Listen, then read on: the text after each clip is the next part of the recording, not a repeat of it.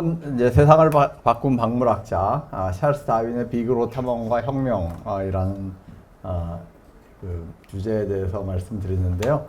대략 뭐 이런 순으로 말씀드리겠습니다. 이제 진화론 뭐에 대해서 잠깐 말씀드리고요. 다윈이라는 사람이 어떤 사람인가에 대해서 또 잠깐 말씀드리겠습니다.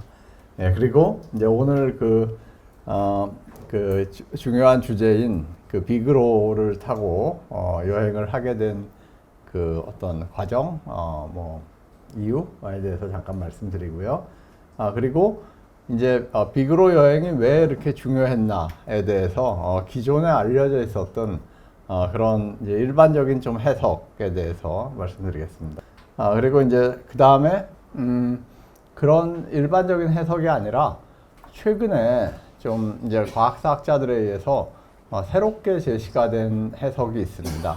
그래서 정말 이제 진짜 비그로 여행이 왜 중요했나에 대해서 좀 새롭게 제시된 그런 해석을 말씀드리고, 그 다음에 이제 그 비그로 여행 이후에 무슨 일이 일어났나에 대해서 좀 말씀드린 다음에 강의를 마치도록 하겠습니다. 마지막에는 이제 젊은 시절에 여행을 간다는 것이 어떤 의미를 가질 수 있나, 뭐 여기 계신 분들 뭐 자제분들이나 아니면 뭐 주변에 있는 이런 분들한테 여행의 의미 같은 거 이런 것들을 좀 설명하실 때 도움이 될 수 있는 그런 얘기를 좀 나눠보도록 하겠습니다. 과학자 중에 누가 가장 유명한가, 혹은 누가 가장 뛰어난 과학자인가, 뭐 이런 거를 사실 꼽는 게 이렇게 뭐 큰 의미가 있는 건 아닙니다. 근데 보통 이제 과학자들한테 물어보면은 아이작 뉴턴, 혹은 뭐 알버트 아인슈타인, 이런 사람들 얘기를 종종 합니다. 근데 이제 이건 외국의 한 그 인터넷 사이트에서 꼽은 그 가장 위대한 과학자들이라고 나온 사이트인데요. 여기 이제 맨 왼쪽에 있는 사람이 찰스 다윈입니다. 알버트 아인슈타인이나 뭐 아이작 뉴턴은 우리가 많이 들어봤는데, 오히려 다윈이라 그러면은, 그래서 다윈이 뭐 이렇게 위대한 과학자인가? 다윈은 일단 생물학자고요. 뉴턴이나 아인슈타인은 이제 물리학자입니다. 그렇게 이제 생각할 수 있는데, 사실은 저는 개인적으로는 다윈을 어떻게 보면 다른 어떤 과학자들보다 더 위에 꼽고 싶습니다. 여러 가지 이유로요. 오늘 뭐 그 중에 하나의 이유를 말씀드리겠습니다. 두 번째는 이제 알버트 아인슈타인이고요. 세 번째가 니콜라 테슬라라는, 사실 이 사람은 이제 과학자라기보다는 엔지니어입니다. 그 에디슨과 경쟁을 했던 그런 엔지니어고, 맨 오른쪽은 이제 마리 퀴리입니다. 예, 찰스 다윈의 업적이 무엇이냐 그럴 때 보통 일반적으로 진화론을 만들었다라 그러는데, 뭐 엄밀한 의미에서 그거는 사실은 아닙니다.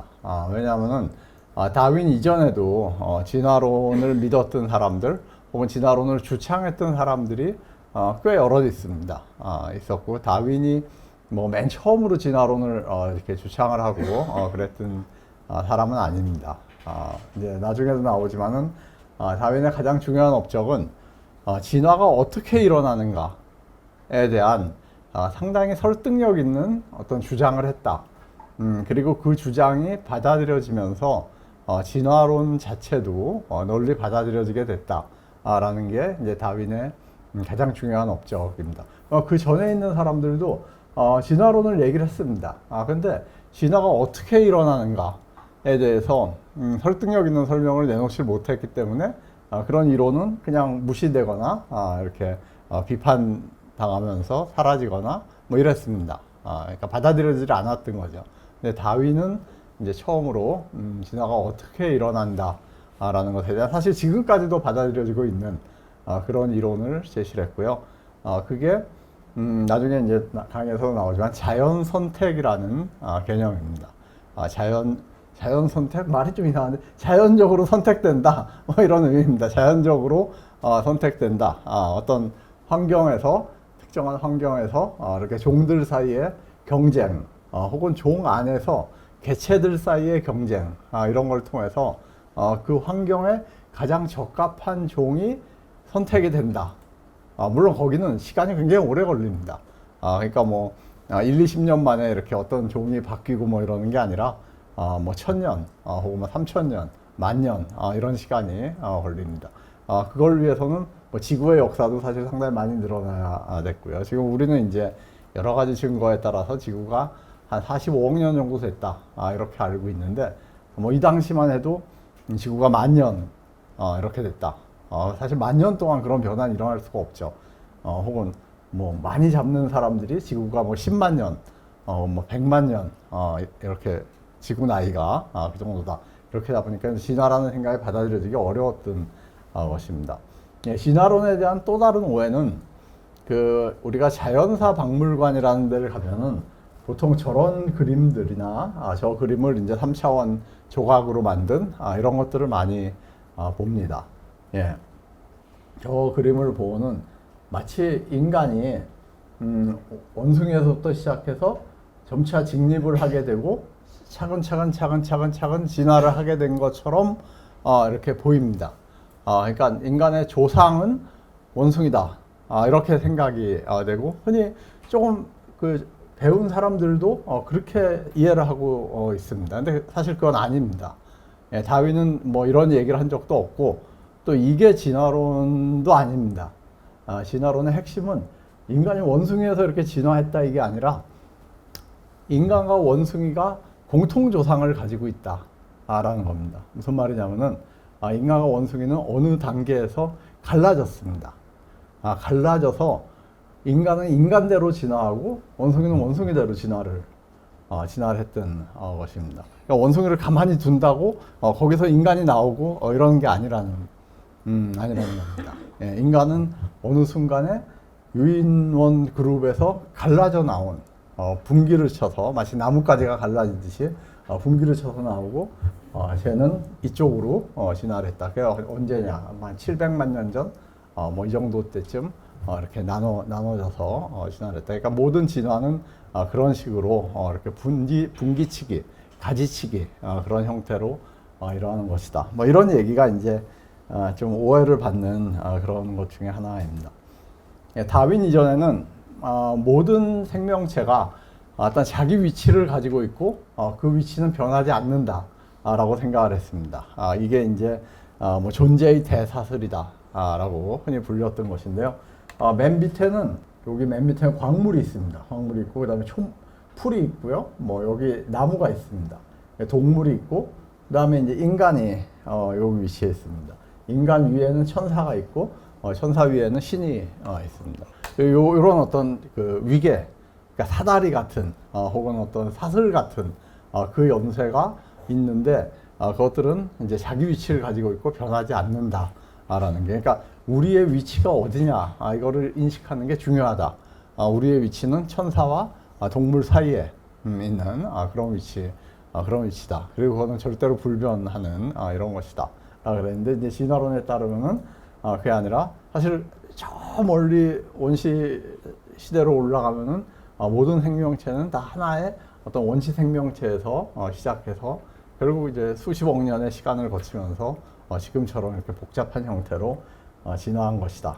이렇게 나오죠. 맨 처음에 어떤 정말 그 아메바 같은 원시 생명체에서 시작을 해서 가지치기식으로 계속 진화를 해서 결국 여기가 뭐 포유류도 나오고 뭐 공룡도 나왔다가 또 이쪽으로 보면은 뭐 인간과 원숭이가 이 시점에서 갈라져서 이렇게 뭐 오랑우탕이나 인간이 이렇게 나오고, 식물은 또 상당히 오래전부터 갈라져 가지고 이렇게 진화를 하고 뭐 이런 식으로 이제 생각하는 게 진화론입니다.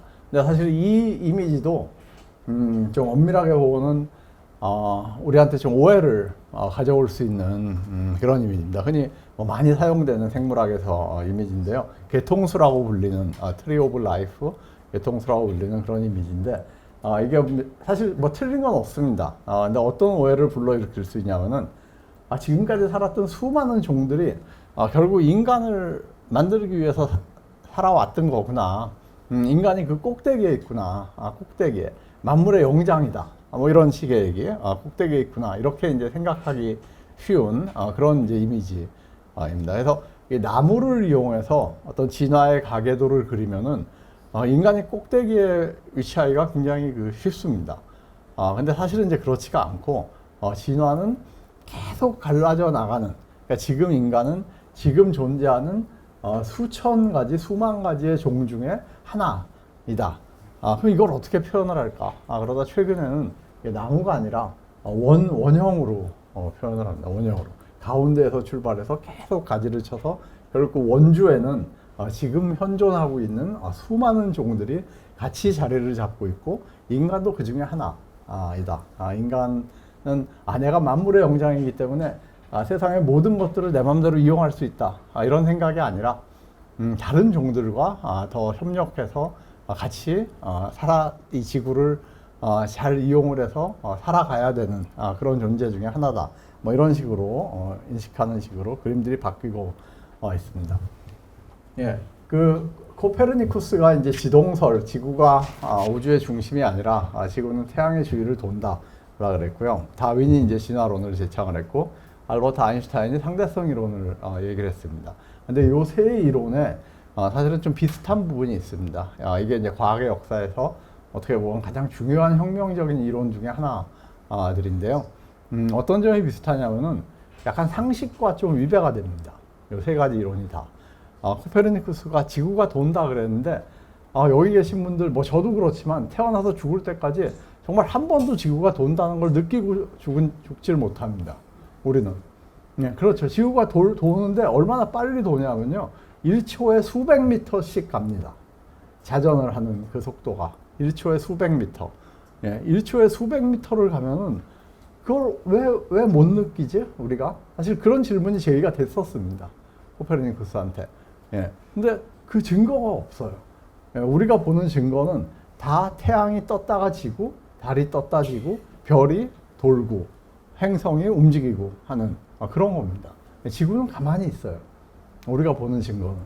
예. 그런데 이제 코페르니쿠스는 그거에 역행해서 지구가 돈다라고 주장을 했고, 지금은 뭐 그게 뭐 사실 이제 지금은 수많은 증거들이 있고요. 우리가 밖에 나가서 우주에서 지구를 보기도 하고 뭐 그러니까요. 예. 근데 뭐 당시에 그런 주장을 했을 때는 우리의 상식과 너무나 위배되는 그런 주장이었는데 결국 이제 받아들여지게 됩니다. 예, 다윈의 진화론도 사실은 눈으로 보이는 증거는 정말 찾기 힘듭니다. 예, 우리가 뭐 개를 집에서 키운다고 개가 말이 되고 이러는 경우 없습니다. 예, 콩 심은 데 콩 나고 팥 심은 데 팥 난다. 그러지 않았어요. 콩이 팥 되고 이러는 것도 없어요. 예, 우리가 보는 증거는 다 그냥 부모한테서 똑같은 자식들이 나오는 겁니다. 어떻게 바뀌지? 예, 바뀌는 걸 보고 죽는 사람은 없습니다. 물론 실험실에서는 진화를 만들어낼 수가 있습니다. 굉장히 빨리 그 새끼를 낳는, 예를 들어서 뭐 하루 만에 새끼를 낳고 뭐 이런 그런 실험 동물들을 이용하면은 뭐 실제로 이제 뭐 바이러스 같은 걸 이용하면 하루가 아니라 뭐 1초 만에 하나씩 분열을 하고 막 이런 것들을 이용하면은 사실 진화를 실험실에서 만들어낼 수가 있습니다.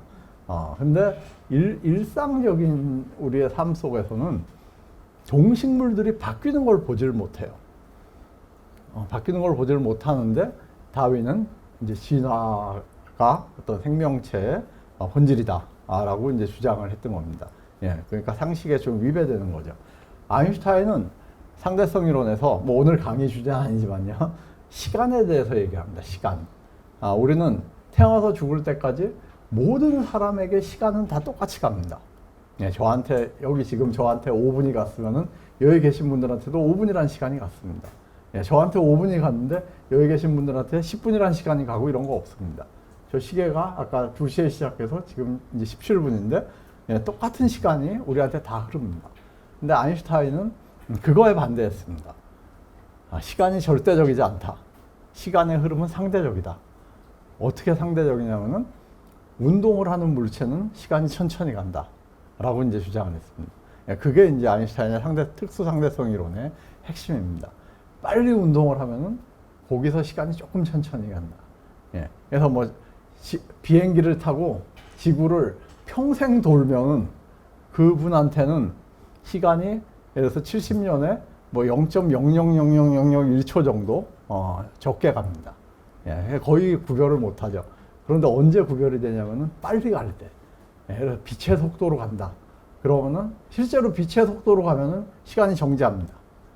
시간이 안 흘러요. 예, 빛의 속도의 절반으로 간다. 그래도 시간이 굉장히 천천히 갑니다. 그래서 아주 빠른 우주선을 타고 우주를 60년을 여행을 하고 돌아오면은 예를 들어서 지구에서는 600년이 흘러 있을 수가 있습니다. 그게 이제 아인슈타인의 상대성 이론입니다. 예. 그러니까 우리가 생각하는 그 시간과 굉장히 상식적으로 다른 그런 얘기를 했던 거고, 뭐 그런 의미에서 이 세 이론은 약간 공통점이 있습니다. 예, 다윈의 가계인데요. 다윈의 할아버지는 에라스무스 다윈입니다. 우리한테 좀 낯선 이름이지만은 사실 당시 영국에서는 상당히 유명한 학자였습니다. 굉장히 그 지적으로 뛰어나고 또 아주 현명한 그런 시인이자 학자였습니다. 아주 널리 알려졌던 학자고요. 이제 아버지는 로버트 다윈인데 의사였습니다. 이제 유명한 의사였고 또 이제 굉장히 엄격한 엄한 아버지였다고 합니다. 어머니는 수잔나 웨지우드라는 웨지우드 집안의 딸이었는데요. 웨지우드 집안은 그때 산업혁명기에 도자기를 만들어서 예, 지금도 웨지우드 도자기 아시죠? 유명하죠. 예, 근데 도자기를 그냥 만든 게 아니라 어떻게 만들었냐면요. 그 왕족이나 아주 높은 귀족이 쓰던 도자기가 있습니다.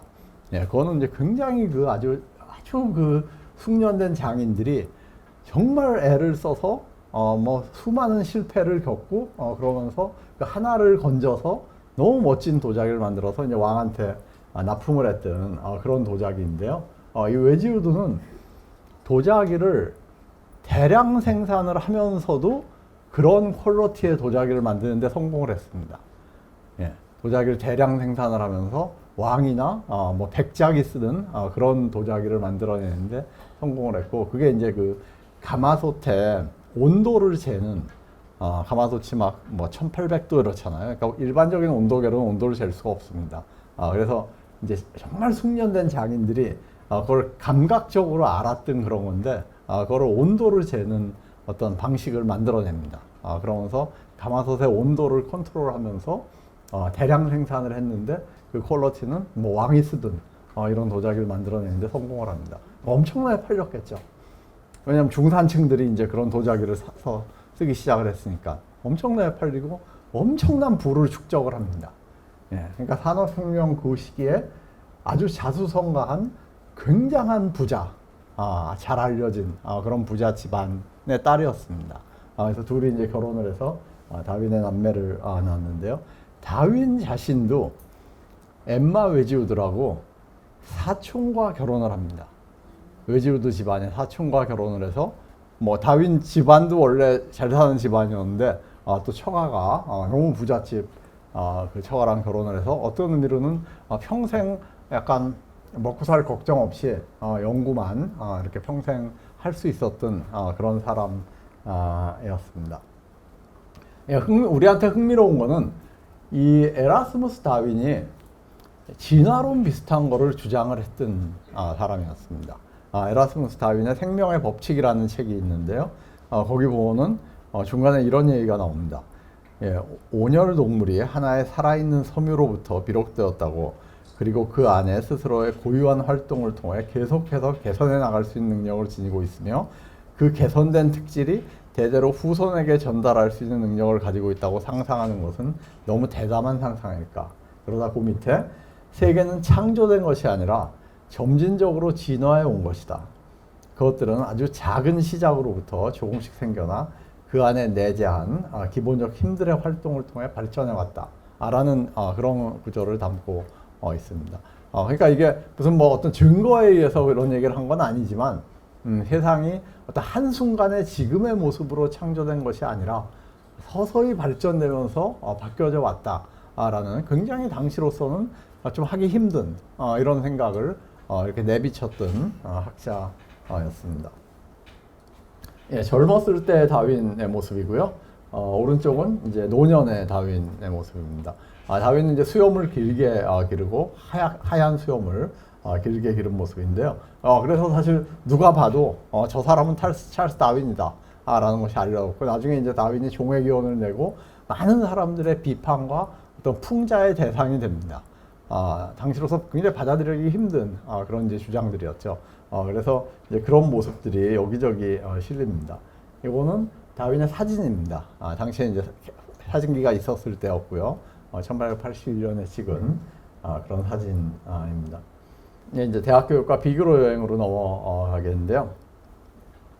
예, 다윈의 아버지는 이제 자기를 따라서 다윈이 의사가 되기를 바랐습니다. 그래서 이제 당시 의대로 유명했던 대학이 에딘버러 대학입니다.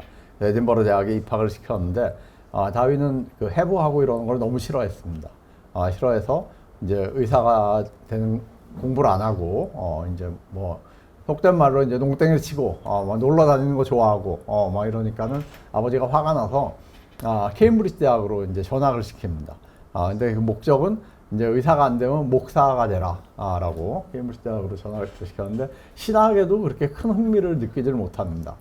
그래서 또 이제 거기서도 공부 안 하고 친구들과 뭐 사냥 다니고 채집 다니고 이런 걸 하니까 약간 아버지가 화가 나서 이제 집으로 불러 들어오려고 대학을 안 다니게 하고 집으로 불러 들어오려고 계획을 세우고 있던 차에 다윈이 평생 이제 다윈의 일생을 완전히 바꿔버렸던 그런 이제 그 기회를 얻게 됩니다. 예, 그 기회는 이제 다윈이 케임브리지 대학에 있을 때 이제 지도 교수죠. 지금으로 따지면 지도 교수였던 뭐 멘토였던 존 스티븐스 헨슬로라는 이제 뭐 식물학자, 박물학자입니다. 내추럴리스트, 자연에 있는 뭐 광물이나 식물이나 동물 이런 것들을 연구하는 그 헨슬로가 다윈을 이제 유심히 보다가 헨슬로한테 비그로라는 배가 영국 해군에 속한 배입니다. 해군에 속한 배가 이제 긴 탐험을 나가려 그러는데 거기에 선장이 피츠로이라는 선장이었습니다. 그 피츠로이라는 선장이 같이 배를 타고 나갈 어떤 자기랑 약간 비슷한 나이에 젊은 나이에 친구를 찾는다라는 그런 이제 얘기를 접해 듣고 생각을 하다가 다윈에게 접근을 합니다. 접촉을 해서 네가 이런 기회가 있는데 한번 나가보려 라고 얘기를 합니다. 다윈은 너무 좋죠. 왜냐하면 자기가 그거 안 타면은 집으로 들어가서 뭐 무슨 또 공부를 강제로 해야 될지 모르겠는데 정말 자기는 그 자연에 나가서 관찰하고 사냥하고 탐험하고 이런 것을 너무 좋아했고 너무 즐겼는데 이게 완전히 이제 뭐 국제적으로 나갈 수 있는 이런 기회를 얻게 됐으니까 당연히 수락을 합니다. 예, 그래서 뭐 그런 이제 인연으로 이런저런 얘기들이 오가다가 결국 1831년 12월에 출항을 하는 비글호에 다윈이 이제 타게 됩니다. 예, 그때 나이가 22살이었어요. 22살이었고 뭐 나중에 잠깐 또 나오지만 집에서 반대를 굉장히 많이 합니다. 뭐 여러 가지 이유로 반대를 하는데 일단 위험하다라는 그런 이유가 컸습니다. 왜냐하면 그 비그로가 남미라든지 뭐 태평양 이런 데를 거쳐서 또 상당히 오랜 기간 동안 이렇게 항해를 해야 되는 이런 그 일정이 잡혀 있는 배인데 거기에 이제 아버지가 보기에는 너무 어린 나이에 아들이 그걸 타고 나간다 하는 것이 이제 상당히 마음에 걸렸던 그런 것이었습니다. 예, 비그로는 영국 해군에 속한 배였고요. 뭐 당시에는 이제 다 목선이었습니다. 철선은 없을 때였고요. 뭐 철선은 이제 조금 뒤에 등장을 하는데요. 그 굉장히 큰 배에 이제 적용이 처음으로 됩니다. 근데 당시에는 목선이었고 한 70명, 30m 정도 길이고요. 그러니까 70명 정도가 타고 이렇게 항해를 했던 그런 배였습니다. 예, 선장은 이제 로버트 피츠로이였는데요.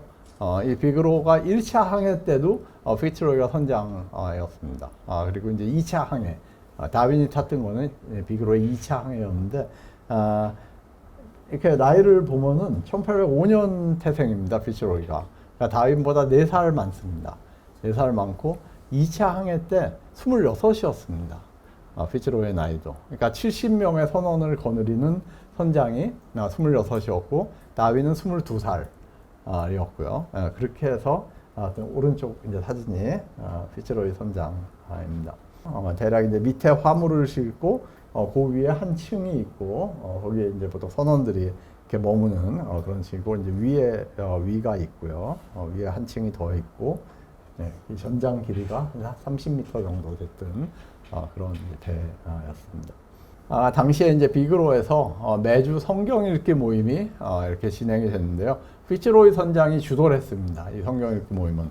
그래서 이제 그때 전 선원들이 다 모여서 이제 성경을 같이 읽고 공부를 했던 그 모습을 그려놓은 그런 이제 그림입니다. 네, 이렇게 이제 비그로에 탑승한다라는 게 확정이 되고 나자 다윗은 이제 그 탑승을 준비하기 시작을 합니다. 일단 자기가 뭘 갖고 가야 되나를 고민을 하고요. 자연사 책, 지질학 관련 책, 그다음에 어떤 표본을 채집할 수 있는 도구들을 이런 것들을 갖고 가고 또 화석이 발견됐을 때 화석을 채집할 수 있는 그런 도구를 가져갑니다. 곤충 채집망, 현미경, 필기구 이런 것들은 당시에 이제 자연학자라고 불렸던 사람들이 다 일반적으로 이제 소지하고 있었던 그런 이제 도구들이었고요. 처음엔 이제 다윈이 지도 보는 법을 잘 몰라서 지도 보는 법을 이제 공부를 해서 익히게 됩니다. 지질 샘플링하는 법, 이제 돌이라든지 이런 것들을 샘플링해서 채집하는 법 이런 것들을 미리 공부해 두고요. 당연히 이제 가족이 반대했지만 뜻을 굽히지 않습니다. 그리고 이때 다윈의 삼촌이었던 웨지우드가 굉장히 강하게 다윈을 이제 지지를 합니다. 얘 보내야 된다. 이런 경험을 쌓게 해야 된다. 너무 걱정할 필요 없다. 뭐 이런 식으로 다윈의 가족을 설득을 해서 결국 나가게 됩니다. 예, 다윈은 이렇게 해군이 운영하는 배에 탔지만 해군 장교는 아니었습니다.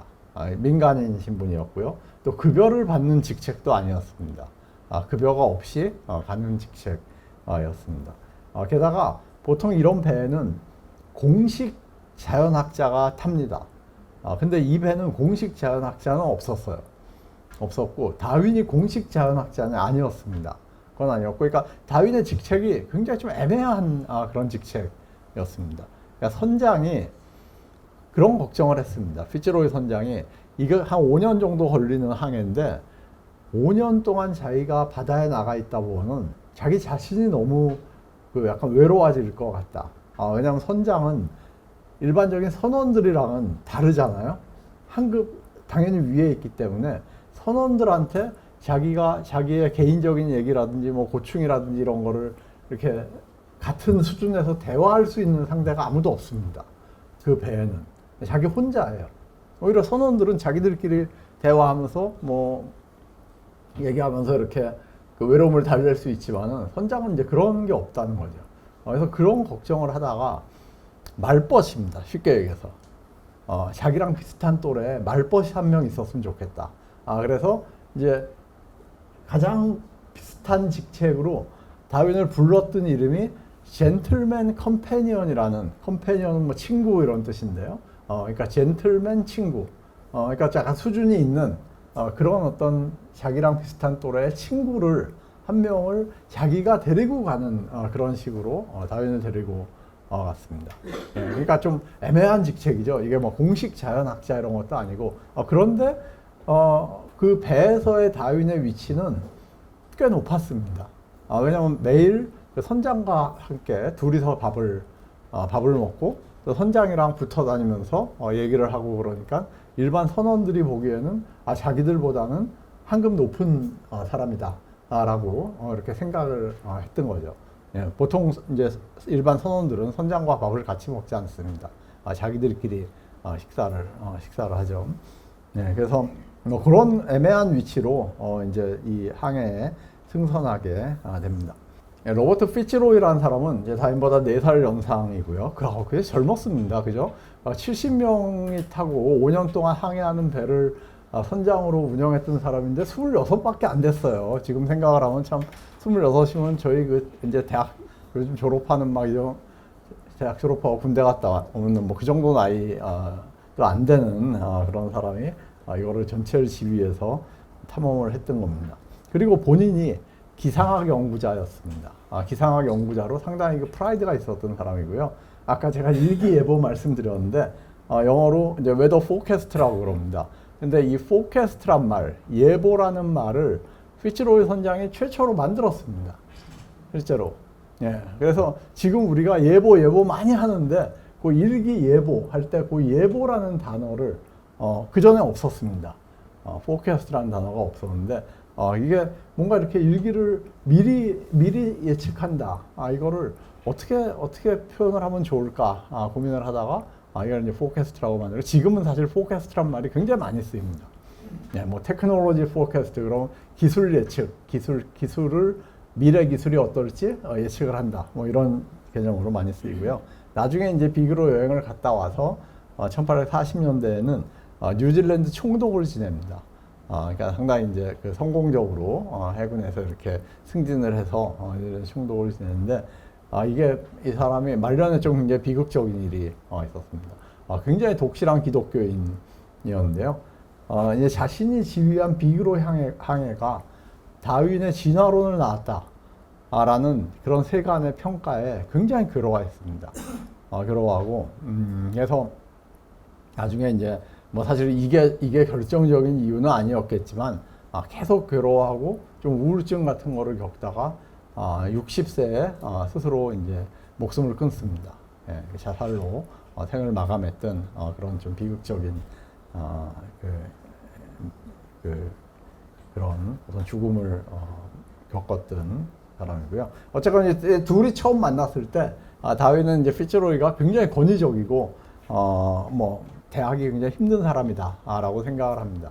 근데 이제 같이 이렇게 항해를 하다 보니까 이 사람이 그렇게 사람이 안 좋은 사람은 절대 아닌데 어쨌건 책임감이 너무 강해서 그 70명의 생명과 또 어떤 항해의 어려움과 또 날씨를 계속 예측해야 되고 또 망망대해에 떠 있으면 자기네가 어디 갔는지도 잘 모르는 이런 상황에서 어떤 명령을 내려야 되고 하는 거에 대한 어떤 선장으로서의 그 의무감 이런 게 이제 너무 그 강해서 그런 이제 어떤 성격이 그런 식으로 이렇게 나왔구나라는 것을 알게 됩니다. 그래서 나중에 둘이 친해지고 얘기도 굉장히 많이 합니다.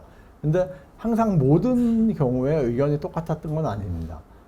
둘이 아주 격렬하게 논쟁을 한 거의 뭐 다툼이라고 할 수 있을 정도로 그런 경우가 있었는데 그게 이제 노예제를 놓고 둘이 의견이 갈립니다.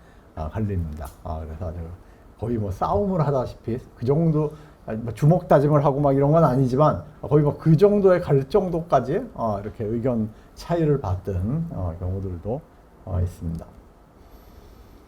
예, 비그로는 이런 지역을 방문을 했습니다. 브라질, 아르헨티나, 갈라파고스 제도, 이걸 좀 기억해 두시고요. 호주, 뉴질랜드, 남아프리카 공화국 이런 거를 방문을 해서 여기서 열대림의 우린 생태 관찰이라든지 식물, 동물 표본 수집 뭐 이런 것들이었는데요. 이게 사실 비그로의 공식적인 어떤 목적은 왜 영국 해군이 이런 5, 6년에 걸친 이런 긴 탐사를 했을까?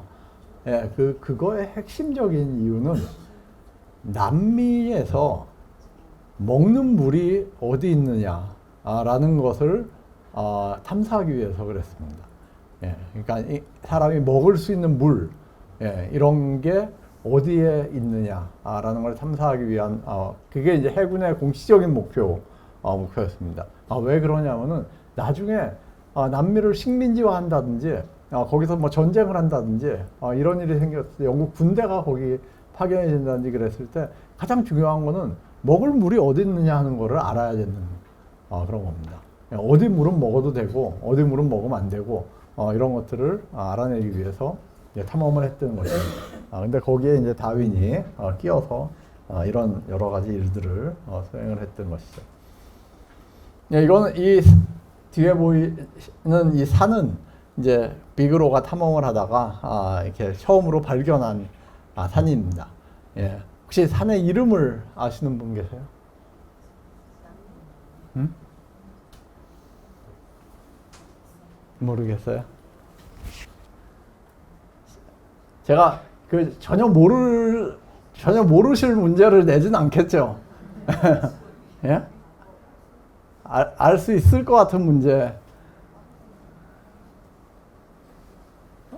답을 알 수 있을 것 같은 문제를 내지 않겠어요? 예. 예, 산의 이름은 다윈산입니다. 다윈산. 예. 지금도 있어요. 지금도 다윈산으로 불리고 있습니다. 예, 티에라 델 푸에고라는 지역을 탐험을 하다가 처음으로 이제 비그로에서 발견을 한 산입니다. 발견을 하고서 피츠로이가 그때 다윈의 생일이었습니다. 25살 생일이었고, 그래서 피츠로이가 이게 너 생일을 기념으로 내가 너 이름을 여기다 붙여주겠다. 그래갖고 이제 다윈산이라는 이름이 붙었습니다. 예, 지금도 다윈산으로 불리고 있습니다.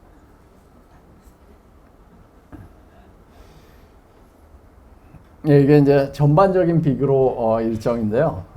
1831년 12월 27일에 영국으로 출항을 합니다.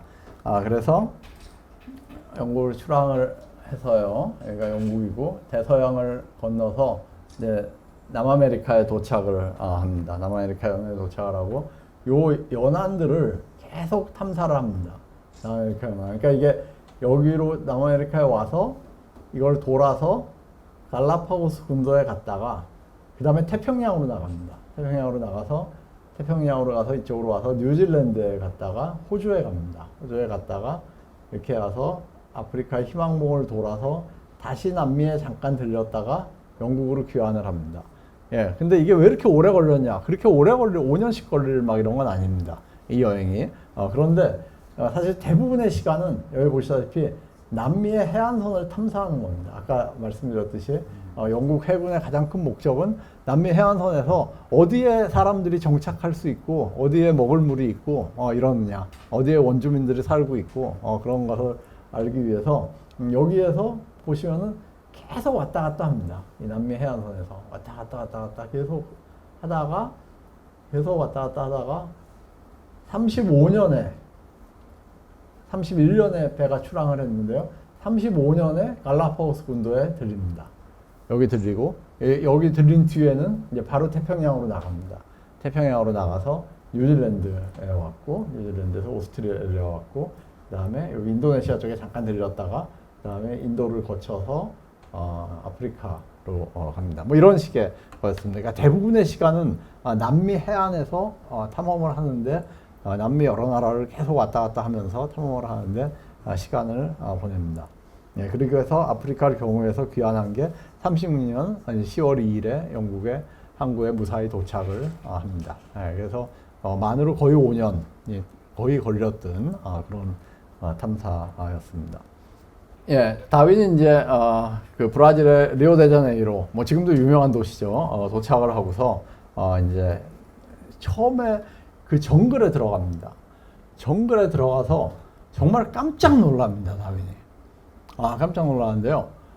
이게 지금 생물학 지식으로 보면은 이렇습니다. 브라질 정글에서 1제곱킬로미터, 1km의 사각형을 그립니다. 1km, 그 정글 안에서요. 1km의 1제곱킬로미터의 사각형을 그려서 그 안에 있는 생명체들, 종의 개수를 따져보면 영국 전체에 있는 생명체의 종의 개수랑 똑같습니다. 예. 어느 정도인지 짐작이 가시죠. 다윈은 영국에서 계속 사냥을 다니고 채집 다니고 놀러 다니고 하면서 온갖 동물들, 식물들을 마주쳤습니다. 예. 그런데 여기 가니까 정글에 가니까 자기가 알던 게 아니다 하는 겁니다. 너무너무 많은 생명들이 다른 생명체가 거기서 모여서 살고 있더라 하는 거를 봅니다. 예, 그때 굉장히 충격을 받습니다. 야, 이게 예를 들어서 신이 있다 그래도 이 수많은 생명체를 한순간에 만들었기는 너무 힘들겠다 라는 생각을 최초로 하게 됩니다. 예, 뭔가 이 생명체들이 어떻게 다 이렇게 다양한 생명체들이 이렇게 모여 살게 돼 있냐. 이걸 누가 한순간에 다 기획해서 만드는 것은 자기는 영국에서는 작으니까 볼 수 있는 것들이 작으니까 뭐 그럴 수도 있겠다 뭐 이렇게 생각을 했는데 여기 가갖고는 뭐 그게 아닌 것 같다 라는 생각을 최초로 이제 하게 됩니다. 그래서 엄청난 흥분을 하게 되고 사실 진화에 대해서 이제 고민하게 된 그런 출발점이 여기서 시작이 됩니다. 예, 그 우루과이 몬테비데오도 갔었고요. 아르헨티나 푼타 알파도 갔었고 특히 아르헨티나에서는 다윈이 이 메가테리움이라 그러는 거대한 포유류, 지금은 이제 멸종했습니다. 멸종했지만은 나무늘보랑 약간 뭐 비슷한 그런 건데 훨씬 큽니다. 그래서 그런 포유류의 화석을 발견을 했는데 그 화석이 뭐 다윈이 처음 발견한 건 아닙니다. 이미 알려져 있었지만 상당히 온전한 형태로 발견을 합니다. 그래서 그거를 영국으로 보내고 영국에서 깜짝 놀랍니다, 사람들이. 야, 메가테리움이 이렇게 그 제대로 발견된 적이 없었는데, 이거 누가 발견했냐? 다윈이라는 사람이 발견했다. 그래서 사실은 영국에 돌아올 때쯤 되면은 다윈이 꽤 유명한 사람이 이미 돼 있었습니다. 자기도 모르는 사이에. 그 괜찮은 박물학자네, 괜찮은 자연학자네, 이런 식의 그 명성을 얻게 됐고요.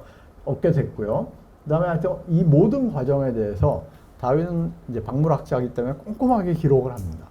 기록을 해서 나중에 영국에 돌아온 뒤에 자신의 기록을 전부 책으로 출간을 합니다. 그래서 그 비그로 항해기라는 그 책이 이제 세 권으로 출간이 됩니다. 그래서 뭐 상당히 큰 인기를 얻었던 그런 책입니다.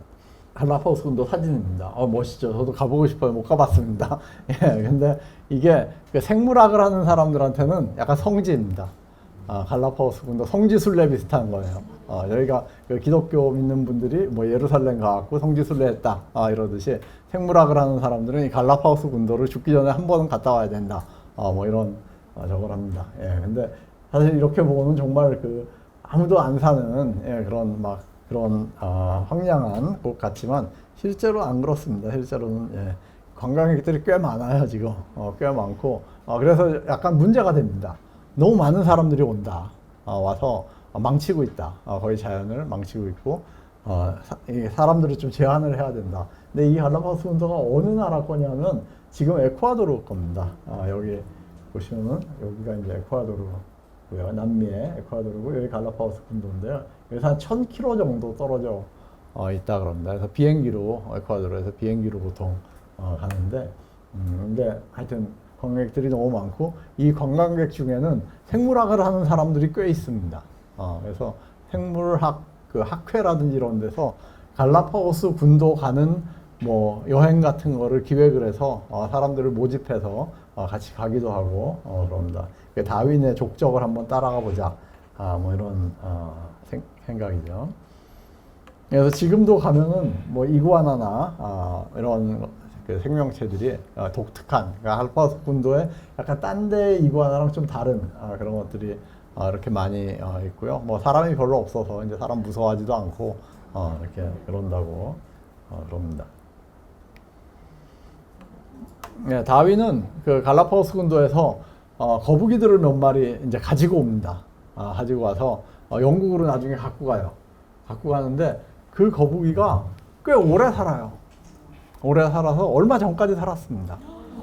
예, 얼마 전까지 살았어요. 예, 그래서 뭐 하여튼 거북이가 죽었다라는 게 그 뉴스에도 나오고 막 이럴 정도로 그랬습니다. 근데 이제 여기서도 약간 다르다, 거북이들이. 갈라파고스 군도는 말 그대로 군도입니다. 섬으로 이렇게 이루어진 그런 데인데 사이들이 어떤 것들은 되게 가깝습니다. 10km 정도밖에 안 돼요. 그러니까 거북이 뭐 충분히 헤엄쳐서 갈 수 있는 거리고 새들도 얼마든지 날아갈 수 있는 거리입니다. 그런데 조금 섬마다 독특하다. 이 섬에 있는 거북이와 저 섬에 있는 거북이는 확연히 구별이 된다. 뭐 이런 걸 이제 좀 고민을 하게 됩니다. 그리고 무엇보다도 그런 신화가 만들어졌던 이유가 이 핀치라는 새입니다. 다윈이 이 갈라파고스 군도에서 이제 핀치라는 새를 여러 개 이제 이렇게 발견을 했는데 이 새들이 심지어 얘랑은 저 다른 종이다. 이게 같은 새가 아니다. 라고 볼 수 있을 정도로 되게 다릅니다. 다르고요. 얘는 부리가 너무 큽니다. 얘는 부리가 작고요. 근데 왜 부리가 이렇게 클까? 그거는 이 새가 살았던 섬에서는 새가 먹는 그 열매가 굉장히 딱딱합니다. 네, 딱딱해서 이 작은 부리로는 걸 깰 수가 없어요. 그러니까 결국 큰 부리를 가진 새만 이렇게 생존하게 됐던 그런 거죠. 그래서 뭔가 이런 데서 다윈이 진화론에 아주 결정적인 힌트를 얻지 않았을까라는 게 기존의 해석이었습니다. 그게 저도 처음에 과학사를 배울 때 그렇게 배웠어요. 그렇게 배우고 당연히 갈라파고스 군도, 제가 또 강의할 때도 갈라파고스 군도의 중요성 이런 것들에 대해서 학생들한테 막 얘기를 하고 그랬습니다. 근데 이제 나중에 시간이 좀 지나면서 학자들이 훨씬 더 자세하게 그 당시의 상황들을 분석을 하고 연구를 하다 보니까 그게 아니더라 하는 걸 발견을 했는데요. 그것의 핵심은 뭐냐면은 예를 들어서 이 핀치에 대해서 다윈은 한마디로 얘기하자면 이 새들이 같은 종이다라고 생각을 안 했던 겁니다. 서로 다른 새다라고 생각을 했어요. 그러니까 어떤 하나의 핀치라는 종에서 이렇게 다른 아종들이 생겼다. 예, 이게 이제 그 기존의 해석이고요. 누가 봤냐면은 굴드라는 다윈 친구가 분석을 합니다. 분석을 해서 어떤 놀라운 결과가 얻었냐면은 다윈이 다른 새라고 생각했던 그 새가 전부 같은 새다. 핀치라는 같은 새고 그게 서로 다른 형태의 변종으로 이렇게 지역에 따라서 다른 방식으로 어떤 의미로 보면 지금으로 따지면 진화를 했다. 라는 결론을 얻어냅니다. 그러니까 다윈은 사실은 이 굴드가 이런 결론을 낼 때도 별로 핀치에 주목을 하지 않았어요. 핀치에 주목을 하지 않고 오히려 다른 문제에 대해서 고민을 하고 있었습니다. 그래서 여러 가지 증거들이 이 갈라파고스 군도에서 다윈이 진화의 어떤 핵심적인 어떤 아이디어나 증거를 얻었다라는 기존의 해석은 조금 과장된, 약간 신화화된 그런 게 있다라는 겁니다. 근데 그럼에도 불구하고 이 비그로 여행은 정말 다윈에게 어떻게 보면 그 진화에 대해서 고민하게 했던 결정적 계기를 안겨줬습니다. 그게 그럼 갈라파고스 군도가 아니면은 대체 뭐냐 하는 거죠. 대체 뭐냐. 그거 이제 그런 거 관련해서 좀 새로운 해석들이 등장을 하게 됩니다. 갈라파고스 군도에서 다윈의 관찰했던 게 좀 그게 이제 진화론의 어떤 결정적인 증거가 됐다라는 기존의 해석이 좀 너무 과장된 게 있다라는 말씀드렸고요. 그런데 왜 그러냐면은 다윈이 이 비그로 여행에서 돌아온 직후부터 진화의 문제에 대해서 고민하기 시작을 합니다. 고민하기 시작했다는 증거들은 이제 많이 남아 있는데요. 그럼 이제 이 여행 중에 뭐가 그에게 그런 고민을 안겨다 줬냐라는 문제가 있는데요. 예, 제가 아까 그 다윈과 피츠로이 선장이 뭐 사이가 좋고 대부분 의견이 일치했지만 딱 하나의 어떤 주제를 놓고 의견이 갈렸다라는 얘기를 말씀을 드렸습니다. 그게 노예제인데요. 비그로 여행 내내 다윈은 이제 남미에서 여러 가지 형태의 노예제를 목격을 하게 됩니다. 그러면서 그거에 대해서 아주 강한 혐오감과 어떤 반대 의견을 표출을 했는데요. 피츠로이 선장은 그러지 않았습니다. 그러지 않았고 이 부분을 놓고 둘이 이제 갈등을 하게 됩니다. 예, 요 다윈의 이제 기록을 보면요, 노예제가 매매되고 이제 노예들은 가족을 떨어뜨립니다. 일부러 떨어뜨려서 왜냐하면 이제 가족을 생각 안 하고 일만 하게 그렇게 하기 때문에 그래서 가족이 분리된 장면을 보고 크게 충격을 받고 항해기에서 인간이 만들어낸 가장 잔혹한 제도다라고 이제 기록을 합니다. 예, 브라질에서 다윈은 이제 어떤 집에 들어가려고 그랬다 거절을 당하고 뭐 이런 일들이 몇 번 생겼는데요. 그거에 대해서 논평하면서 그 마지막 부분에 보면은 이렇습니다. 이런 자기가 이제 거절당한 게 브라질 땅에서 일어난 것을 기쁘게 생각한다. 나는 그들에게 좋은 감정을 가지고 있지 않다. 그것은 노예제의 땅이며 따라서 도덕적으로 타락한 곳이다. 라는 이런 기록을 남깁니다. 페르남부크라는 곳에서는 나는 페르남부크에서 고문당하는 노예들의 비명을 들었다. 나는 항의조차 할 수 없을 만큼 항의조차 할 수 없는 어린아이처럼 무력감을 느꼈다. 이런 기록이 있고요. 몬테비데오에서는 여성 노예가 말을 안 들었다는 걸로 그 손가락에 철 기구를 끼워서 그 조이는 그런 이제 고문을 하는 것을 목격을 합니다.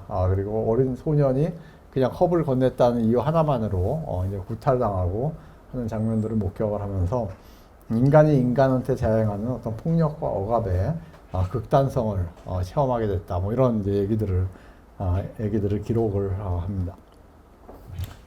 예, 반면에 피츠로이 선장은 해군 장교였습니다. 그러니까 위계라든지 신분제 이런 거에 훨씬 더 익숙한 사람이었고요. 당시 이제 사회 관습 속에서 노예제를 직접 비판하는데 소극적이었습니다. 오히려 다윈이 너무 감상적이다 라고 비판을 했고요. 인간의 신분과 사회 질서가 있다면은 그것은 신의 뜻이기 때문에 우리가 수용해야 된다 라는 입장을 보였습니다. 다윈은 피츠로의 선장한테 그렇다면 신은 왜 이런 잔혹한 제도를 허락을 했는가, 그것에 대해서 설명을 한번 해봐라 라고 물었고, 둘이 이제 결국 이걸 놓고 이런 일이 있을 때마다 언쟁을 벌였던 그런 기록이 있습니다. 결국 이런 걸 보면서 다윈은 노예로 사고 팔리는 인간도 자신과 같은 똑같은 인간인데 어떻게 사회제도가 이런 것들을 허용하게 됐는가 라는 것을 고민하게 됐고, 이런 생각이 특히 원주민들을 만나면서 점점 더 강해지게 됩니다. 노예제의 경험은 인간의 도덕이란 게 대체 무엇인가 라는 것을 다윈에게 고민하게 했고요. 다윈은 인간의 도덕이라는 게 시간에 따라서 장소에 따라서 달라지게 된다 라는 생각을 점차 하게 됩니다. 저희도 이렇게 생각을 해보면 좀 이상한 것들이 있죠. 예를 들어서 로마 시대를 그린 그런 영화 같은 걸 보면은 거기서는 막 그 검투사라든지 죄수들을 뭐 사자랑 싸우게 하고 그래서 잡아먹히게 하는 막 이런 장면을 보고 사람들이 막 환호를 합니다. 거기 콜로세움 같은 데 모인 사람들이. 근데 저희가 지금 그렇게 한다는 거 상상하기 되게 힘들죠. 이렇게 사람이 동물한테 뜯어먹히는 걸 보면서 막 환호를 하고 박수를 치고 막 이러는 그런 거를. 그러니까 뭔가 그 당시 사회는 조금 우리가 지금 사는 사회랑 좀 도덕적으로 좀 다른 뭐를 갖고 있지 않았나 하는 생각도 들고요. 또 뭐 얼마 전까지만 해도 뭐 지금도 북한에선 그렇다 그러는데 뭐 공개 처형 같은 거 이런 걸 보고 나쁜 짓을 저지르는 사람들 다 보는 데서 뭐 공개적으로 처형하고 그걸 일부러 보게 하고 뭐 이랬는데 지금 사실 우리가 그런 거 생각하기 좀 어려운 그러니까 뭔가 인간의 도덕성 어떤 이런 것들이 뭔가 시대를 따라서 좀 바뀌고 어떤 장소나 상황에 따라서 달라진다라는 생각을 저희는 지금 하고 있는데, 일단 다윈도 이 여행을 하면서 그런 경험을 하게 됩니다. 인간 도덕이라는 게 어떤 종류의 어떤 진화의 산물이 아닐까라는 생각을 하게 됩니다. 그러면서 여기서 더 나아가서 인간도 진화의 산물이 아닐까라는 생각을 하게 됩니다. 이게 이제 지금 새로운 해석인데요. 기존의 해석은 이랬습니다. 다윈이 핀치나 거북이를 보고 진화를 생각한 다음에 그 다음에 그것을 인간에게 확장을 했다라는 것이 기존의 해석이었는데요. 최근의 해석은 거꾸로입니다.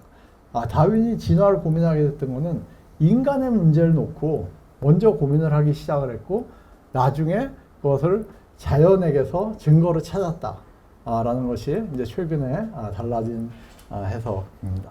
이거는 이제 그 비그로 여행에 다윈이 그 만났던 원주민들을 그린 그림이고요. 실제로 다윈은 이제 남미 원주민들과 이제 교류를 하는데요. 그 티에라 델 푸에고에서는 어떤 기록을 남겼냐면은 그들의 외모와 태도는 내가 지금까지 인간에게서 본 것 중 가장 야생적이었다. 첫인상은 그랬습니다. 하지만 그들도 곧 웃었고 제스처를 사용했으며 감정 표현에서 우리가 그들과 전혀 다른 종이 아니라는 것을 느꼈다. 처음에는 인간과 동물의 경계가 흐려졌다. 저들은 동물에 가까운 거 아닐까? 이런 생각을 했지만 시간이 지나면서 그들 또한 감정, 이해, 사회적 질서를 가진 존재임을 알게 됐다. 문명과 야만을 가르는 선이 얼마나 얇은가를 그때 처음으로 느꼈다라는 기록을 남겼고요. 타히티와 뉴질랜드에서 이제 원주민들을 관찰을 하고서 타히티인들을 쾌활하고 사려 깊으며 정직하고 친절한 사람들이다 라고 묘사를 했습니다. 그들의 종교적 의식과 도덕 규범이 야만이 아니라 다른 형태의 문명이다 라고 생각을 했고요. 뉴질랜드의 마오리족을 보고서는 그들의 추장들은 인상적인 품위와 통찰력을 지녔다. 나는 이곳에서 문명화라는 개념이 얼마나 상대적인지를 배웠다라는 기록을 남겼습니다. 특히 이제 남미의 내륙 원주민들에게서는 자기들이 갖고 있지 못한 능력을 그들이 갖고 있다라는 것을 보게 됩니다. 원주민 사냥꾼들과 동행하며 그들이 자연에 대한 어떤 감각적인 지식, 예를 들어서 동물의 발자국이나 바람의 방향으로 위치를 판단하는 능력을 높이 평가를 합니다. 나는 문명의 지식이 그들의 본능적인 통찰을 결코 대체하지 못한다는 것을 깨달았다 라고 기록하고 있습니다. 예, 그리고 제미 버튼이라는 굉장히 재미있었던 사례가 있는데요. 이 사람은 그 원주민이었습니다. 근데 비그로 1차 여행, 그러니까 다윈이 타기 전에 첫 번째 비그로 여행에서 원주민들 몇 명을 선장이 데리고 옵니다, 영국에. 데리고 와서 이제 그들을 목욕시키고 수영 깎게 하고 양복을 입히고 말을 가르칩니다. 영어를 가르치고 그러니까 상당히 잘 적응을 합니다. 예, 그 영국 사회에 상당히 잘 적응을 하고 영국 사회에서 사실 굉장히 그 센세이션을 불러일으켰습니다. 그들은 계속 야만인일 줄 알았는데 그렇게 문명 사회에 갖다 놓으니까 금방 문명인이 되더라 라는 것을 이제 발견을 하게 됐던 것이죠. 예, 그런데 그 중에 제미 버튼이라는 젊은이가 다시 돌아갑니다. 고향으로. 다시 돌아가서 돌아간 상태에서 다윈이 만나게 됩니다. 제미 버튼을. 만나게 되는데 다시 완전히 원주민 사회에 다시 동화돼 있어요. 동화돼 있고, 자기가 그 문명인처럼 살기를 거부를 합니다. 그 사회에서. 거부를 하면서 이제 다윈의 기록을 보고는, 제미는 처음에 문명인의 예절을 완벽히 익혔으나 다시 그가 태어난 세계로 돌아가자마자 곧 그곳의 언어와 풍습으로 돌아갔다. 나는 그때 문명이란 얼마나 얇은 막인지를 절실히 느꼈다 라고 기록을 합니다.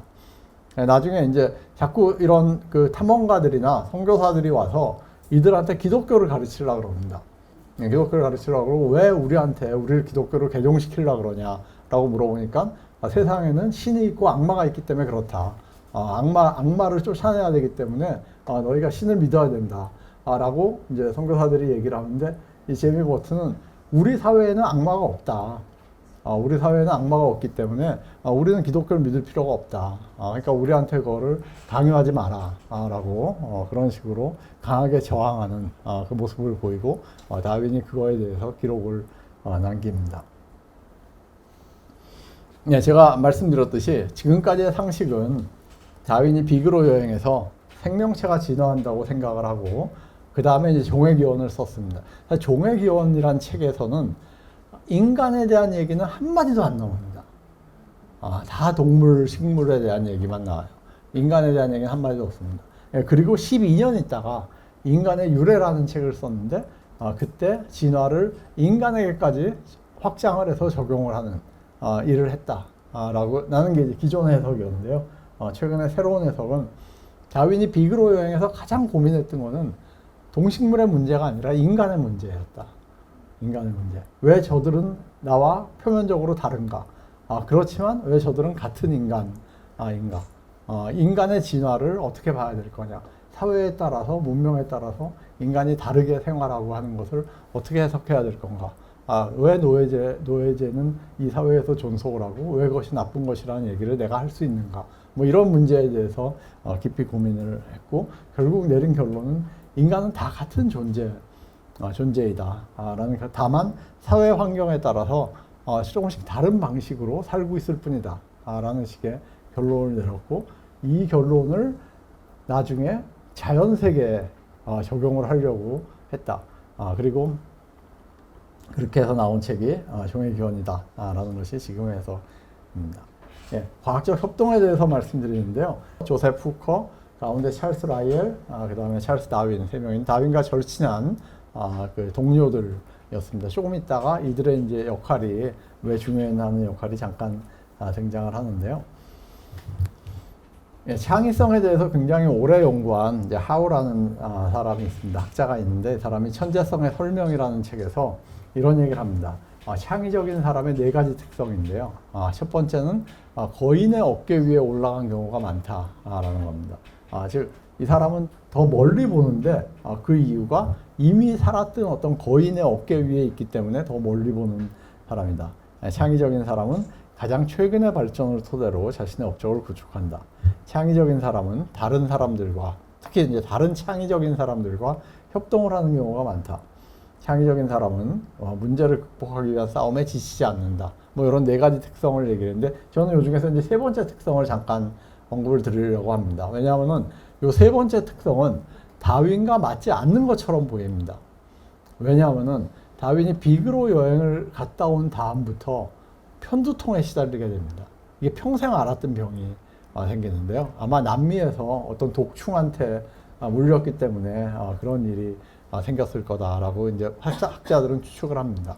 근데 다윈은 비그로 여행 가기 전에는 굉장히 사교적인 사람이었습니다. 예, 뭐 여행도 좋아하고 탐험도 좋아하고 사냥도 좋아하고 사람 만나는 것도 좋아하고 그랬는데 이 두통이 너무 심해지니까 그 다음부터 학술 활동을 하질 못합니다. 사람들 많이 모인 데 간다든지 이러면은 이제 두통으로 알아 누워야 되고 이러니까 점차 그런 데서 멀리 하게 되고 실제로 집도 이사를 갑니다. 런던의 그 도시에 살다가 시골로 이사를 가고 그 학회라든지 이런 데 거의 참석을 안 합니다. 그러니까 사람을 만나는 일을 안 하고 거의 평생 그 집에 은둔자처럼 삽니다. 예. 그러면은 세 번째 게 어떻게 되죠? 사람들과 협동을 하는 경우가 많다 그랬는데 다윈은 협동을 안 한 것 같은데 라고 생각이 됩니다. 예. 실제로 사람을 만나서 하는 협동은 거의 못했습니다. 예. 어떤 그 육체적인 한계 때문에. 그런데 편지로 사람들과 얘기를 나눕니다. 그래서 평생 14,000통의 편지를 씁니다. 여러분들이 상상을 한번 해보세요. 편지 지금까지 몇 통 쓰셨죠? 예. 편지를 내가 몇 통을 썼을까 한번 생각을 해보시면 평생 14,000통의 편지를 주고받는다 하는 게 얼마나 많은 사람과 의견 교환을 하고 협력을 했던 건가. 특히 다윈은 전 세계 각지에 나가 있는 탐험가들, 이런 사람들과 편지를 많이 주고받습니다. 자기가 직접 나가진 못하지만 이제 몸이 아파서 그 사람들이 보고 느낀 거, 배운 거, 거기서 기록한 거, 이런 것들에 대한 정보들을 받아서 자기 연구에 더하고 또 자기 의견을 그들한테 보냅니다. 심지어 그들한테 어떤 요청을 합니다. 예를 들어서 거기서 아프리카에서 만난 원주민이 이런 특성을 보이지 않느냐, 이런 거를 보면은 나한테 좀 얘기해 달라, 이런 식으로 요청을 하기도 하고 그 정보를 모아서 자기 연구에 사용을 합니다. 예, 그래서 14,000통의 편지 주고받은 분량이 얼마나 많냐면요. 예, 이게 케임브리지 대학에서 나온 다윈 코레스판던스 프로젝트의 결과물입니다. 다윈의 편지 프로젝트입니다. 이 책이 작은 분량의 책이 아니에요. 책 하나가 굉장히 큽니다. 이만한 책이에요. 이렇게 두껍습니다. 예, 이렇게 두껍고 이런 큰 판형 있죠. 큰 판형의 책입니다. 이렇게 수백 페이지, 뭐 거의 한 7, 800페이지가 되는 그런 책이 30권입니다. 30권이고 최근에 완간을 했습니다. 이 프로젝트가. 수십 년을 진행해 왔던 프로젝트인데요. 최근에 완간을 했습니다. 81년 다윈이 사망할 때까지 주고받은 모든 편지를 다 완간을 했고, 이제 다윈 연구하는 사람들은 굉장히 아주 뭐라 그럴까, 이렇게 꼭 사용을 해야만 되는 그런 보고들이고요. 이 모든 코레스판던스 프로젝트는 인터넷에서 접근할 수 있습니다. 인터넷에서 접근할 수 있고 거기 보면 특히 인터넷판을 보면 원문이 있습니다.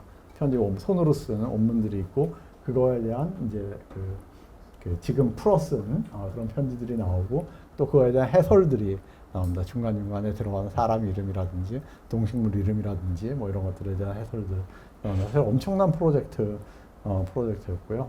결국 우리가 이제 이 편지들을 읽다 보면은 다윈이라는 사람이 어떤 사람이었구나 하는 거를 조금 더 이렇게 접근할 수가 있습니다. 예, 비그로의 여행에서 다녀오고 바로 그 다음해인 1837년에 다윈이 쓴 연구 노트입니다. 여기서 일본에서 시작을 해서요. 예, 일본에서 시작을 해서 종이 진화를 하면서 가지치기 하는 식으로 진화를 하는 모습이 그려져 있습니다. 예, 그래서 여기 보는 이 끝에 이렇게 짝대기가 그려져 있는 부분들은, 가로로 짝대기가 그려져 있는 부분들은 이제 멸종한 그런 케이스이고요. 그러니까 그렇지 않은 부분은 계속 또 진화를 해 나가는 식으로 뭔가 종이 저런 식으로 진화를 한다라는 생각을 처음으로 기록한 그런 이제 노트입니다. 그리고 여기에 노트를 그릴 때 다윈은 계속해서 사육사에게 주목을 합니다. 왜냐하면 당시에 이제 말을 사육하는 사람들, 이런 사람들은 좋은 종끼리 교배를 계속합니다. 교배를 해서 몇 세대를 교배를 하다 보면은 상당히 괜찮은 종이 태어납니다.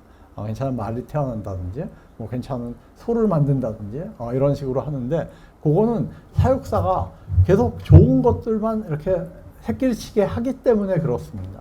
네, 그렇죠. 그러니까 사육사들이 이렇게 보여주는 거는 사실은 상당히 어떤 인위적인 진화인데, 그 인위적인 진화에서는 인위적인 선택이 작용을 합니다. 근데 자연에는 그런 선택이 없는데, 자연에는 사육사가 없는데 어떻게 그런 진화가 가능할까?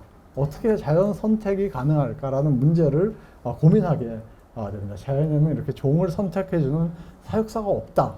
라는 문제를 계속 고민을 합니다. 이게 자서전에 나오는 부분인데요. 나는 특히 가축화된 생물들에 관해 방대한 규모로 사실을 수집했다. 인쇄된 지리서, 숙련된 사육사들과 정원사들과의 대화, 그리고 독서를 통해서였다. 나는 곧 선택이 인간의 유용한 동식물의 품종을 만들어내는 데 있어 핵심이라는 것을 깨달았다. 하지만 자연 상태를 살아가는 생물들에게는 선택이 어떻게 적용될 수 있는지 한동안 나에게 수수께끼로 남아있었다. 라는 그 얘기입니다. 그런데 거기서 이제 힌트를 얻습니다. 전혀 다른 데서 힌트를 얻는데, 왜 멜더스라는 사람이 쓴 인구론이라는 책이었습니다. 인구론. 아마 들어보셨을 적이 있겠죠. 인구론은 왜 인구가 무한대로 증가하지 않는가라는 것을 이제 뭐 과학적으로 밝힌 어떤 그런 책이라고 보면 되는데요. 인구는 예를 들어서 둘이 결혼을 해서 4명씩 자식을 낳는다 그러면은 무한대로 금방 증가해야 됩니다. 근데 자연의 어떤 경우도 그렇게 인구가 무한대로 증가하는 경우는 없습니다. 인간 사회도 그렇고요. 왜 그럴까? 그걸 멜더스가 고민을 하다가 식량이라는 게 대충 고정돼 있다. 고정돼 있기 때문에 인구가 그렇게 증가하다가 어느 순간이 되면은 그 인구를 다 먹여 살릴 수 없는 식량의 한계에 도달하면은 그 안에서 경쟁이 생긴다. 라는 겁니다. 경쟁이 생겨서 어떤 이유에선가 더 괜찮은, 그 환경에 괜찮은 개체들만 살아남고 다른 것들은 살아남지 못하게 되기 때문에 인구가 무한대로 증가할 수가 없다라는 겁니다. 사실 이게 19세기까지 맞았어요. 멜더스가 살아있는 시기까지 대충 맞았습니다. 근데 지금은 안 맞아요. 지금은 20세기 들어서 20세기 초에 인구가 10억이었습니다. 지금 80억이죠. 한 100년 만에 인구가 몇 배, 8배 지구 인구가 됐는데, 그게 이제 식량이 계속 늘었기 때문에 그렇습니다. 식량이 계속 뭐 녹색혁명이라든지 이런 걸 통해서 계속 증산이 됐기 때문에. 그런데 사실 요즘 이제 걱정하는 사람들은 그런 거 다 합쳐도, 심지어 GMO까지 다 합쳐도 먹여 살릴 수 있는 식량은 대략 80억 명분 정도다. 그러니까 사실 그 이후로, 그 이상으로 인구가 늘면은 이제 그 다음부터는 그 진짜 굶는 사람들, 절대적으로 굶는 사람들이 생기네. 뭐 지금도 상대적으로 굶는 사람들은 있지만은 절대적으로 굶는 사람들, 뭐 이런 이제 고민을 하기도 합니다. 어쨌건 그 멜더스를 읽으면서 이게 자연에서 종들끼리 어떤 특정한 환경에서 경쟁들이 있을 수가 있구나.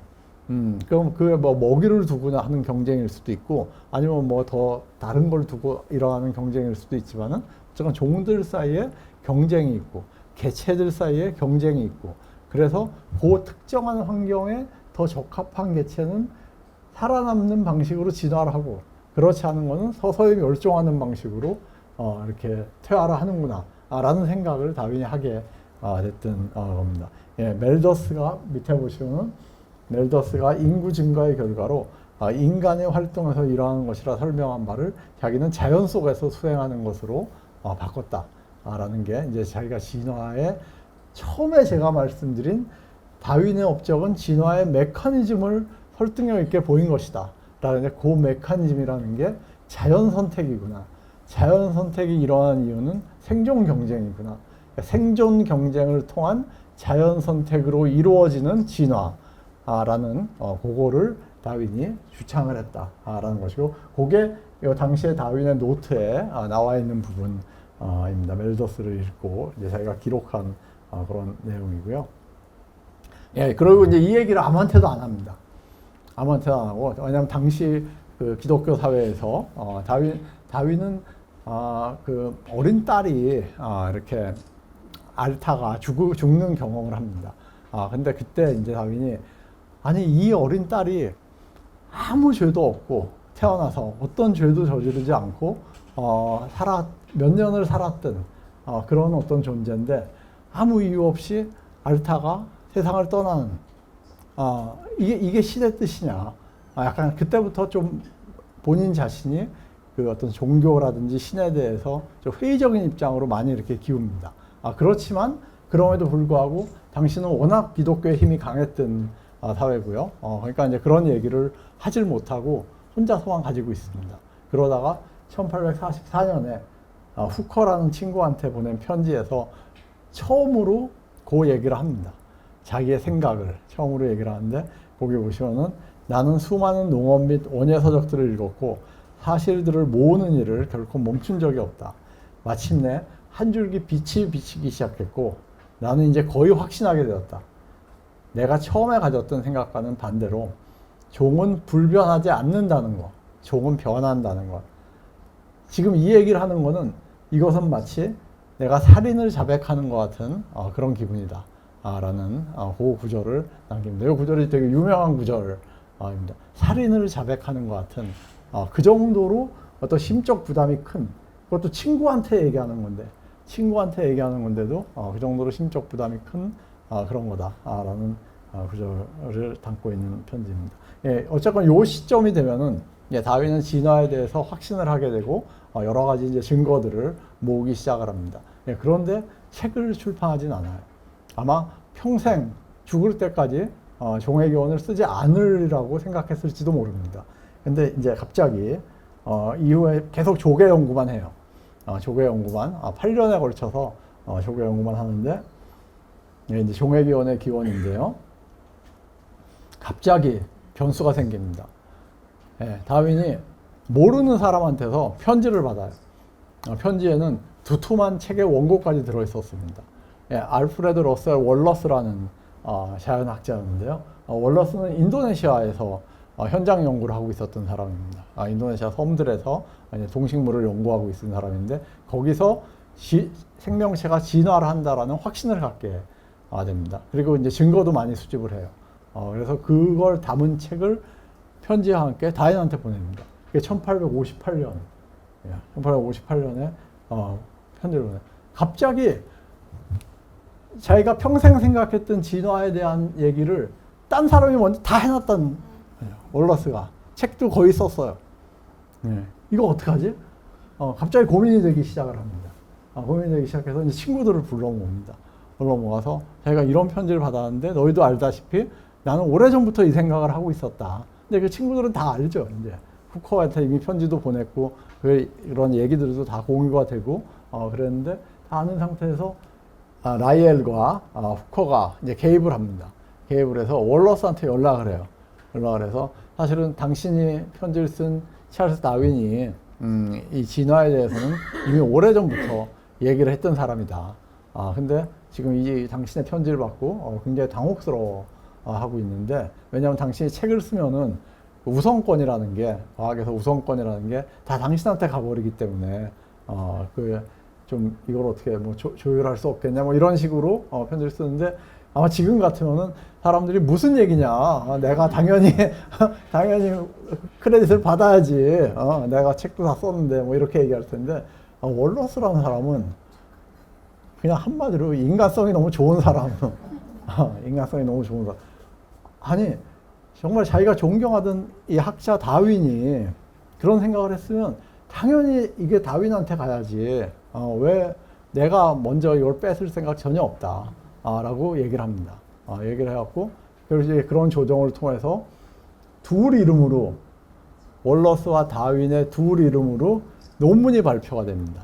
짧은 논문이 린네 학회에서 여기 뒤에 저자 뒤에 보시면 어떤 얘기가 있냐면은 이게 그 후커와 라이엘한테 통해서 그들의 검토를 받아서 발표한 거다라는 게 있습니다. 후커와 라이엘은 사실 이걸 중재한 사람들이에요.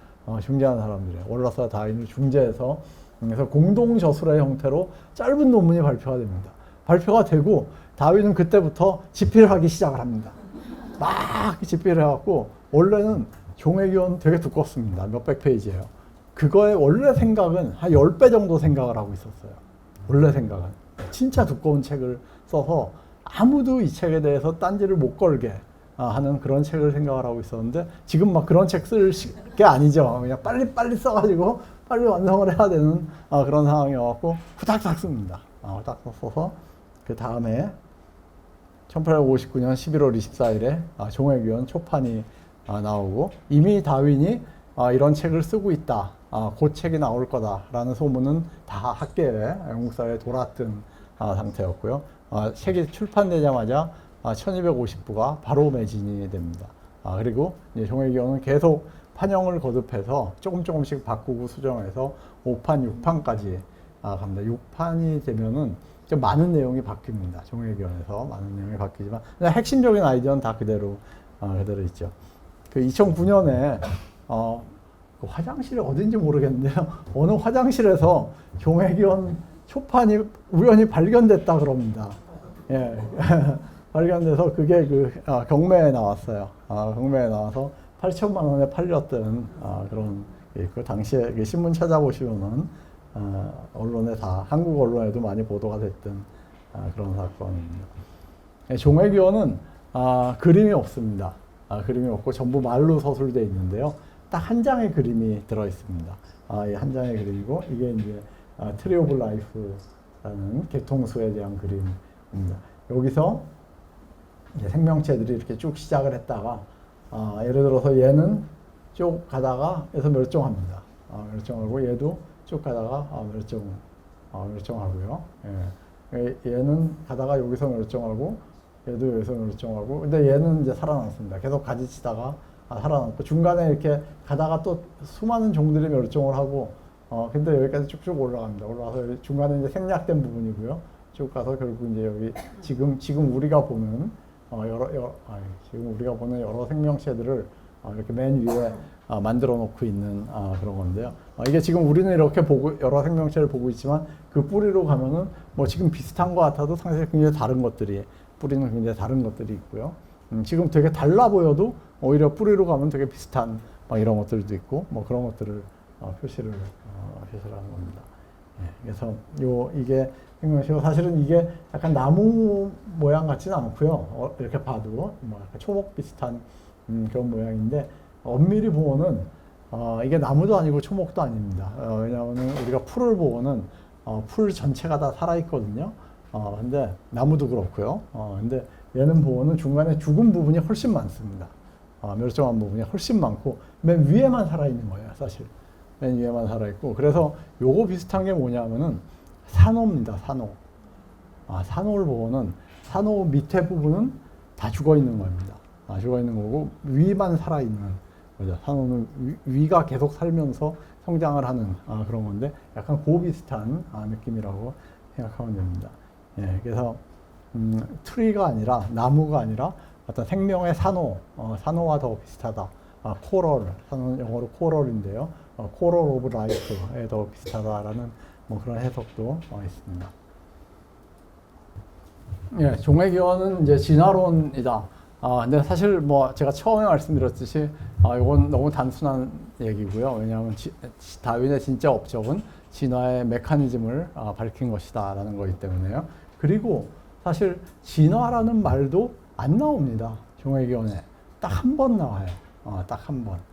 진화했다라는 단어가 그것도 책 마지막에 딱 한 번 나옵니다. 왜 그럴까요? 우리는 이제 진화론을 다윈이 주창을 했고 이것 때문에 당시에 굉장히 논란이 많이 됐다라고 알고 있는데 사실 진화라는 말도 다윈은 쓰지 않았습니다. 제목에도 진화라는 말이 없고요. 책 전체를 통해서도 마지막에 evolved라는 단어, evolution이 아니라 evolved라는 단어가 한 번이 등장을 합니다.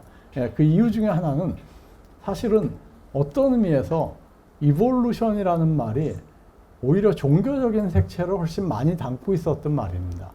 신이 처음에 세상을 이렇게 만들었고 그 세상이 신의 뜻에 따라서 한 장씩 펼쳐졌다, evolve 됐다라는 그런 식의 생각, 오히려 더 종교적인 색채가 강했고, 다윈은 자신이 이볼루션, 진화라는 말을 쓰면서 그런 종교적인 의미, 색채를 사람들이 그렇게 생각을 할까봐 오히려 진화란 말은 사용을 하지 않습니다.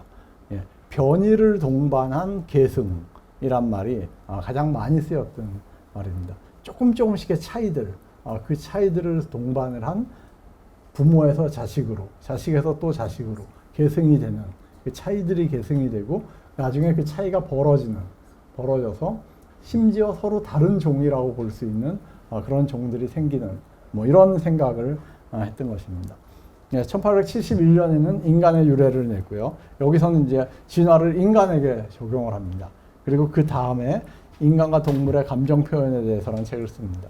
특히 여기서 뭐 침팬지라든지 개라든지 이런 이제 포유류, 고등동물들을 보는 감정이 굉장히 풍부하다. 인간이 표현하는 그런 감정과 상당히 비슷한 감정들을 이들도 표현을 한다라는 그런 얘기를 합니다. 흔히 요 세 책, 종의 기원과 인간의 유래, 감정 표현에 대해서 요 세 책을 다윈의 3부작이라고 부릅니다. 그리고 마지막에 이제 계속 또 연구를 하다가 1881년에 지렁이에 대한 책을 오래 연구를 해서 다윈이 정원을 만들어서 정원을 가꾸면서 거기서 계속 지렁이를 관찰하면서 지렁이에 대한 책을 냅니다. 이 지렁이에 대한 책은 굉장히 오히려 종의 기원보다 더 히트를 쳐서 초판 6,000부가 금방 매진이 됩니다. 진화론이라는 것은 이제 지금은 사실 생물학의 영역을 넘어서 우리의 사고 전반으로 좀 이렇게 확산이 됐습니다. 진화론이 나오기 전에는 세상에 어떤 필연이 있고 목적이 있고 또 설계가 있다. 누군가 이 세상을 설계를 했다라고 이제 생각하는 게 지배적이었는데요. 진화론 이후에는 필연보다 이 세상의 우연이 굉장히 지배적이고 어떤 점진적인 적응 이런 걸 통해서 세상의 변화가 일어난다. 그리고 점진적 변화 이런 식으로 그러니까 세상 전체를 보는 그런 관점들이 많이 바뀌게 됩니다. 미국의 존 듀이라는 철학자는 진화론이 새로운 사고를 촉발했다, 사고의 양식을 촉발했다라고 진화론의 어떤 철학적 의미를 굉장히 높게 평가를 했습니다. 예, 아직까지도 이제 논쟁이 되고 있는 주제 중에 하나는 인간은 자연 사회에서 살고 있지 않습니다. 자연적인 생태계에서 사는 게 아니라 그거는 사실 이제 뭐 20만 년 전에 호모 사피엔스다 그러면 진짜 동물이랑 똑같이 자연적인 생태계 속에서 살았겠죠. 근데 지금 우리는 이제 문명을 만들고 살고 있습니다. 예, 그래서 예를 들어서 진화에 어떤 동물이 가장 잘 적응하는 환경에 잘 적응하는 동물이냐 그걸 뭐 생물학 용어로 피트니스라 그러는데요. 어느 동물이 가장 이제 피트니스가 높냐라는 걸 어떻게 재냐면은 누가 새끼를 많이 낳느냐로 정의를 합니다. 예. 어떤 개체는 새끼를 5마리 낳고 어떤 개체는 새끼를 2마리 낳는다. 그러면은 5마리 낳은 개체의 유전자가 확산될 가능성이 훨씬 높습니다. 2마리 낳은 것보다. 뭐 이런 식으로 이제 생물학에서는 정의를 하는데요. 인간에게는 그게 잘 적용되질 않습니다. 예. 그렇죠. 인간도 누가 가장 이 세상에서 가장 잘 사는 사람이냐. 그럴 때 자식을 많이 낳는 사람이 잘 사는 사람이다. 뭐 요즘 이렇게 따지지 않지 않습니까? 예, 그러니까 그거부터가 잘 안 들어맞습니다. 지금은 여러 가지로 안 들어맞고 일단 기본적으로 인간은 피임을 하고요. 예, 그것도 또 잘 안 들어맞습니다. 예, 그러니까 뭐 이런 것들이 인간이 문명을 만든 뒤에 얼마나 진화에 잘 들어맞느냐 하는 것들이 약간 논란의 대상인데요. 사회 다윈주의자들은 인간 사회에서도 생존 경쟁이라는 법칙이 적용이 된다라고 주장을 합니다. 예, 생존 경쟁의 법칙. 예, 결국 더 뛰어난 사람들이 살아남고 그렇지 못한 사람들은 살아남지 못한다라는 게 인간 사회의 법칙에서도 적용이 된다라고 주장을 하고요. 그렇지 않다라고 주장하는 사람도 많습니다. 인간은 이미 그 단계를 넘어섰다. 우리가 사회복지를 하는 이유 이런 것들도 이미 그 단계를 넘어섰기 때문에 사회복지를 하고 뭐 그렇다라고 이제 주장을 합니다. 그래서 아직도 인간 사회, 문명을 만든 인간 사회에서 진화의 법칙이 약간 자연 세계에서 통하는 진화의 법칙이 얼마만큼 적용이 되느냐라는 그런 문제는 아직도 뭐 학자들 사이에 조금 논란이 있는 이런 문제입니다. 예, 다윈은 이제 1882년에 2년 4월에 사망을 했는데 아까 제가 말씀드린 그 다윈의 지렁이 책, 지렁이 책은 81년에 이제 마지막 책으로 출간이 됐습니다. 예, 그리고 웨스트민스터 그 사원의 그 영국의 이제 유명한 뭐 위인들이나 유명한 정치인들 이런 사람들이 죽으면은 이제 그 웨스트민스터 사원에 묻히는데요. 다윈도 물론 논란이 많았지만은 이제 웨스트민스터 사원에 안장이 됩니다. 근데 다윈은 자신의 유언에 따라서 묘비명에 아무것도 남기질 않습니다. 예, 아무것도 보통 뭔가 한마디 남기고 싶은데요. 왔노라 보았노라 뭐 이런 얘기라도 하나 남기고 싶은데 아무 얘기도 없어요. 그 대리석 비석 하나입니다. 아무 얘기도 없는데 오른쪽 역시 웨스트민스터 사원에 안장된 그 유명한 과학자의 무덤입니다. 금으로 치장을 한 번쩍번쩍한 이거는 뉴턴의 묘비입니다. 뉴턴은 유언으로 자기의 그 묘비를 저렇게 화려하게 해달라라고 했습니다. 예, 이걸 보고는 두 사람의 성격이 어떤지 우리가 이렇게 짐작을 할 수 있습니다. 예, 젊은 시절 여행의 의미. 예, 요즘 지금 뭐 젊은이들 여행 많이 갑니다. 새로운 거 보고 이렇게 뭐 새로운 곳에 가서 새로운 경험을 하고 이러는데 뭔가 이렇게 다윈처럼 자신의 어떤 선입관, 자신의 기존에 자기가 배웠던 또 우리 사회에서 당연하다고 생각했던 그런 어떤 기존관념들 이런 것들을 한번 부술 수 있는 그런 여행이 진정한 여행이 아닌가라고 생각이 됩니다. 모든 사람이 다윈 같은 그런 학자가 될 수는 없겠지만은 내가 당연하게 생각한 거, 내가 한국에서 살면서 되게 당연하다고 믿고 당연하게 느낀 거, 마치 우리의 문화는 그 먹는 물이나 숨 쉬는 공기와 같아서 그냥 내가 이 속에 살고 있으면은 대부분 당연하다고 느낍니다. 특별히 막 불합리하고 나한테 해가 되는 게 아니라면은 당연하다고 생각하는데 그걸 한 번씩 이렇게 좀 깨볼 수 있는 다른 세계에서 다른 사람들이 다른 방식으로 살아가는 그런 것들을 한번 경험을 하고 그 다음에 다시 이제 한국으로 돌아올 수 있는 이런 여행이 좀 여행으로서 진정한 의미가 있는 여행이 아닌가.